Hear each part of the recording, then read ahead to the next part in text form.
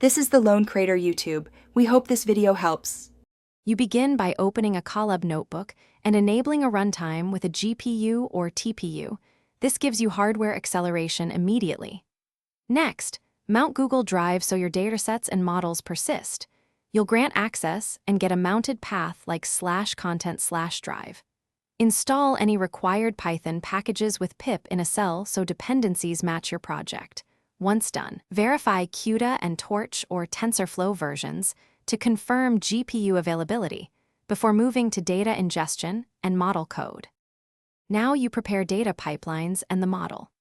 Load files from Drive or cloud storage into the notebook environment and perform preprocessing steps, batching, normalization, and optional augmentation to improve generalization.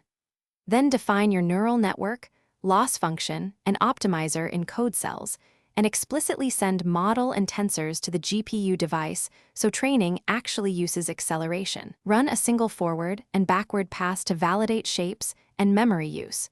Make sure gradients flow and loss decreases on a time. Execute the training loop while periodically saving checkpoints to Drive so you can resume if the session disconnects.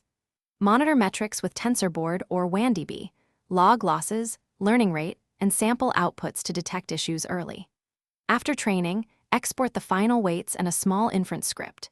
If you hit out-of-memory errors or the kernel dies, immediately reduce the batch size or switch to gradient accumulation, free unused variables, and restart the runtime.